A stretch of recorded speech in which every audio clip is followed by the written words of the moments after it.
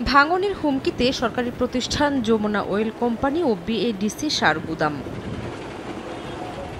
স্থানীয়রা জানান ২০২৪ সালের আগস্টে কিশোরগঞ্জের ভৈরবের মেঘনা নদী তীরবর্তী যমুনা অয়েল কোম্পানি এলাকায় ভাঙন শুরু হয়। একে একে কোম্পানির সাইড ওয়াল, প্রতিরক্ষা বাঁধ ও পাশের বিএডিসি সার গোডাউনের সামনে ১৯টি দোকানসহ বিলীন হয় বাইপাস সড়কের একাংশ। ভাঙন রোধে পানি উন্নয়ন বোর্ড ২৫,০০০ জিও ব্যাগ ও জিও টিউব ফেলে।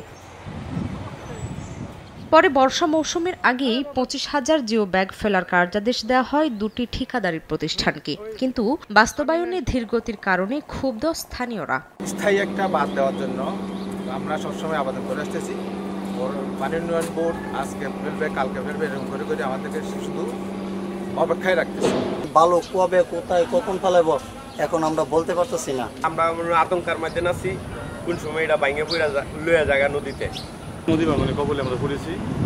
তো দীর্ঘদিন যাবৎ এখানে কাজ কম হচ্ছে, আমার কাছে মনে হচ্ছে তাই।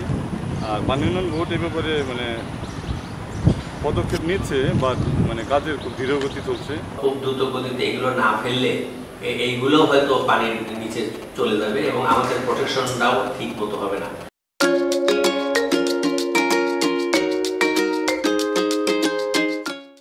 তবে দ্রুতই জিও ব্যাগ ফেলে কাজ শেষ করার আশ্বাস উপজেলা নির্বাহী কর্মকর্তার। ইতিমধ্যে আমাদের পানি উন্নয়ন বোর্ডের সংশ্লিষ্ট কর্মকর্তাদের সাথে আমাদের আলোচনা হয়েছে।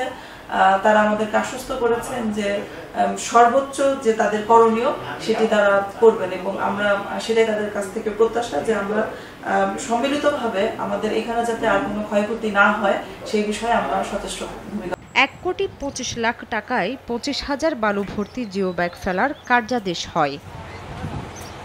সময় সংবাদ, ভৈরব।